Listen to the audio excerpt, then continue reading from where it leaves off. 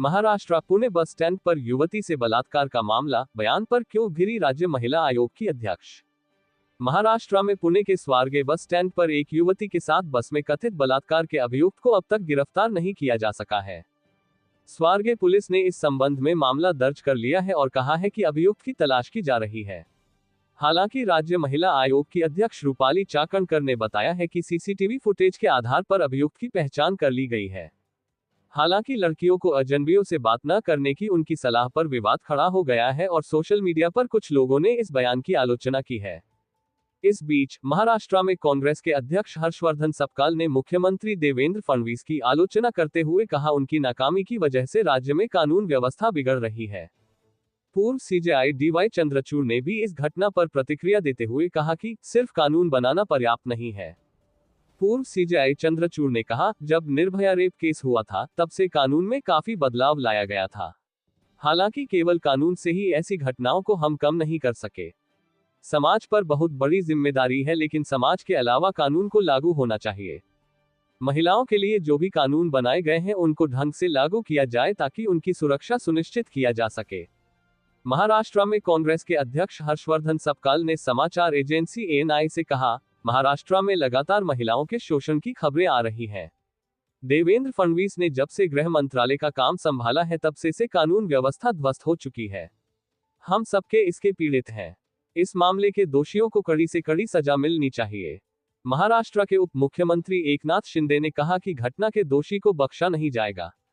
उन्होंने पत्रकारों से कहा, गुनहगार चाहे जो हो, उसे बख्शा नहीं जाएगा और कड़ी से कड़ी सजा दी जाएगी। समाचार एजेंसी पीटीआई के मुताबिक अभियुक्त हिस्ट्री शीटर है और 2019 से ही जमानत पर बाहर है। राज्य महिला आयोग की अध्यक्ष रूपाली चाकणकर ने बताया कि सीसीटीवी फुटेज के आधार पर अभियुक्त की पहचान कर ली गई है। क्या है पूरा मामला? पुलिस के अनुसार 25 फरवरी की सुबह पुणे से फलटण की ओर जा रही 26 वर्षीय महिला के साथ यह घटना घटी है। पुणे शहर पुलिस उपायुक्त स्मार्तना पाटिल के अनुसार पीड़िता पुणे में काम करती है। वह सुबह 5:30-6 बजे अपने गांव जाने के लिए स्वारगे बस स्टैंड पर आई थी। उस समय अभियुक्त उसके पास आया और उसे अपना परिचय दिया। भरोसे में लेने के बाद उसने पूछा कि वह कहां जा रही है, तो युवती ने फलटण जाने की बात बताई। इसके बाद अभियुक्त ने उससे कहा कि फलटण बस कहीं और रुकती है और वह उसे बस दिखाने के बहाने कहीं और ले गया। पुलिस ने सीसीटीवी फुटेज बरामद किया है जिसमें दोनों बात करते दिखाई दे रहे हैं। पुलिस के मुताबिक अभियुक्त स्टैंड पर खड़ी एक बस में पीड़िता को ले गया, लेकिन जब पीड़िता ने पूछा कि वहां अंधेरा क्यों है तो अभियुक्त ने कहा कि बस देर से आई है और सभी यात्री सो रहे हैं। उसने पीड़िता को विश्वास में लेने के लिए टॉर्च जलाकर खुद देखने को कहा। पीड़िता बस में चढ़ गई और फिर अभियुक्त ने बस का दरवाजा बंद कर बलात्कार किया। पुलिस का कहना है कि अभियुक्त के फरार होने के बाद पीड़िता ने घर जाते हुए रास्ते में अपनी दोस्त को फोन कर घटना की जानकारी दी और उसके कहने पर पीड़िता ने पुलिस में शिकायत दर्ज कराई। पुलिस का कहना है कि अभियुक्त की पहचान कर लगी गई है और उसका नाम दत्तात्रेय रामदास गाडे है। पुलिस ने यह भी बताया है कि महिला फिलहाल मानसिक रूप से स्थिर है। राज्य महिला आयोग की अध्यक्ष के बयान पर विवाद। इस घटना पर महाराष्ट्र राज्य महिला आयोग की अध्यक्ष रूपाली चाकणकर के बयान को लेकर विवाद खड़ा हो गया है। चाकणकर ने बयान दिया, युवती सीसीटीवी पर कुछ देर तक उससे बात करती दिखी। लड़कियों के लिए अजनबियों से बात करते समय सावधान रहना बहुत जरूरी है। दुर्भाग्य से इस लड़की ने अजनबी पर भरोसा किया और बाद में ये गंभीर और दर्दनाक घटना घटी। उन्होंने कहा, वहां सरकारी तंत्र है और पूछताछ केंद्र है, उनसे मदद लेनी चाहिए। मेरी अपील है कि युवा लड़कियों और महिलाओं को सार्वजनिक स्थानों पर घूमते समय अजनबियों पर भरोसा नहीं करना चाहिए। अधिकारियों की मदद लें और अपना ख्याल रखें। उनके इस बयान की सोशल मीडिया पर कुछ लोगों ने आलोचना की है। एक यूजर जागृति काटकर ने एक्स पर लिखा, पुणे में गिरती कानून व्यवस्था, महिलाओं के खिलाफ बढ़ते अपराध पर बात करिए और अगली बार जब ऐसी घटना घटे तो अजनबियों से बात न करने से बेहतर सलाह दीजिए।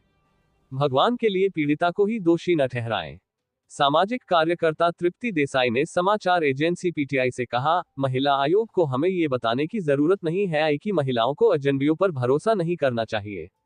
महिलाएं अजनबियों पर भरोसा नहीं करती, लेकिन महिला आयोग क्या कर रहा है? उन्होंने कहा, रूपाली चाकणकर पुणे की है, लेकिन अगर पुणे की महिलाओं सुरक्षित नहीं है तो वह क्या कर रही है? स्वारगे बस स्टैंड की घटना के 48 घंटे हो चुके हैं। सरकार क्या कर रही है? अभी तक अपराधी गिरफ्तार नहीं हुआ है। उन्होंने कहा, महिलाएं भरोसा करके यात्रा करती हैं कि यह सरकारी बस है, लेकिन ऐसी घटना घट जाती है तो ये गृह विभाग और पुलिस की कमी है। उन्हें तुरंत कार्रवाई करनी चाहिए। इसी बीच महाराष्ट्र के उप मुख्यमंत्री अजीत पवार ने स्वारगे घटना की जांच के आदेश दिए हैं। विपक्षी दलों ने क्या कहा?